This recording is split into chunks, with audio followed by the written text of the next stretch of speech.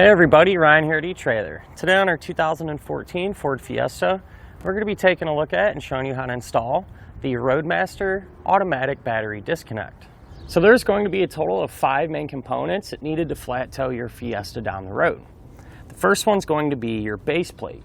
So base plate is going to provide us with a safe and reliable connection point. That way we can hook our tow bar up to it. That tow bar is going to be the second component. This is actually going to be the physical link that's connecting the front of your Fiesta to the back of your motorhome. The third component is going to be safety cables. And these are there in the unlikely event of a disconnect. These are going to keep the Fiesta attached to your motorhome. The fourth component is going to be tow bar wiring. What this wiring is going to do is transfer the lighting functions from the back of your motorhome to the back of your Fiesta, keeping you not only safe, but legal as well. And last but not least, the fifth component is going to be a braking system. And this braking system is going to apply the brakes inside of your Fiesta whenever you apply the brakes in your motorhome. And so that's going to bring you to a more safe and predictable stop, and not to mention create less wear and tear on your motorhome, since it won't be solely responsible for not only stopping itself, but your Fiesta as well. So since the Fiesta does require us to disconnect the battery whenever we're flat towing it behind our motorhome, we're really only going to have a couple of different options. The first one being, every time we want to hook up or disconnect to our motorhome, we're going to have to pop the hood, get some tools out, disconnect our battery, and hope that we remember to do that every single time. And in my opinion, that can just be a big headache and hassle and get old real quick. The other option, the one that I would recommend, is hooking up the battery disconnect. Once you do that, all you have to do to cut power and turn power back on is simply push a button. So let's hop inside and show you that now. So here inside the driver's seat, this is our switch here that's going to control our battery power. So it's pretty small and it's really not going to be all that noticeable, so that's always a bonus. But the way it's going to work, say if you pop our key in the ignition, turn it forward, you can see that our dash is lighting up, our radio, all the components are on like they should be. Whenever we hook up to your motorhome and we're ready to turn that battery power off, all we're going to have to do is push the button. That's all there is to it. Much easier and much less time consuming than getting your tools out, popping the hood, and doing all that manually every time. And then once you do arrive to your destination and you're ready to go for a spin in the Fiesta, you'll need to turn the battery power back on. And it's as easy as just pushing that button again. So our car kind of thinks for a second and turns everything on like it should. So at the end of the day, it's just going to be one less thing you're going to have to worry about. Not going to have to get under the hood every single time, and it's just going to make your trip that much more enjoyable. Now, as far as the installation goes, it's really not too bad. There's only a couple wires you're going to have to hook up, and it shouldn't take you a whole lot of time. Speaking of which, let's go ahead and do that together now. To begin your installation, we're going to need to mount up our solenoid, and to do that, you're going to want to remove the driver's side headlight. I already unbolted it, but really straightforward. At each end of the headlight, you're going to have a torque spit fastener. So you just pull that fastener out, then you can work the headlight out and disconnect it. This is the plug, and to unplug it, you'll simply push down on that center tab and pull back. So once you have the headlight out of the way, set it to the side, we can mount up our solenoid, which is this right here.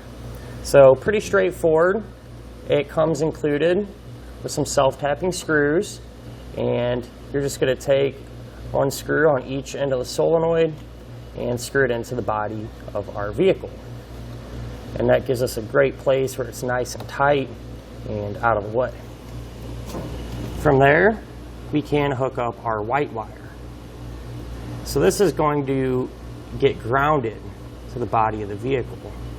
So what I did was just run our wire up along through here, and it actually works out really well. There's a factory ground right here. So I removed that 8mm bolt, crimped on one of the included ring terminals to the white wire, put the bolt through it, and tighten it back down. Now what we can do is start hooking up our big red power cables. So if you look at the end of each cable, you can see one is going to be labeled battery post, and the other one's going to be labeled battery cable. So the way we're going to hook these up is battery post goes to the battery post, and cable goes to the factory cable. So this setup here, it's really easy and convenient. So on our battery post, all you have to do is remove this nut using a 13mm. This factory cable here is originally attached to it, so when you take that nut off, you can pull that right off and kind of push it off to the side. You're going to take the red cable labeled battery post, put it over that, and tighten that nut back down. Then what you can do right here is connect the wire labeled battery cable. They actually give you a nut and a bolt and some washers. And so what you'll do is you'll take the included bolt, put your battery cable on first, then you'll use a star washer. You'll slide that assembly through our factory cable, put on another star washer, and then just tighten the nut down. So from there, we're going to have a gray wire that comes off of our solenoid here. So this wire is going to need to get ran inside of our vehicle, and our switch is going to get hooked up to this. So what I did was just ran that wire straight back.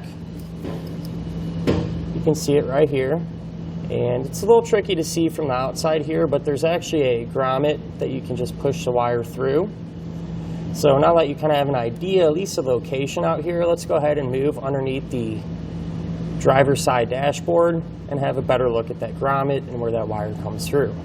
So underneath the driver's side dashboard here, this is where our gray wire came through that factory grommet. And now that we have it pushed inside of the vehicle, we need to figure out where we're going to mount up our switch so we know where to run our gray wire. So the spot that I chose to mount up our switch is right here on this little side panel.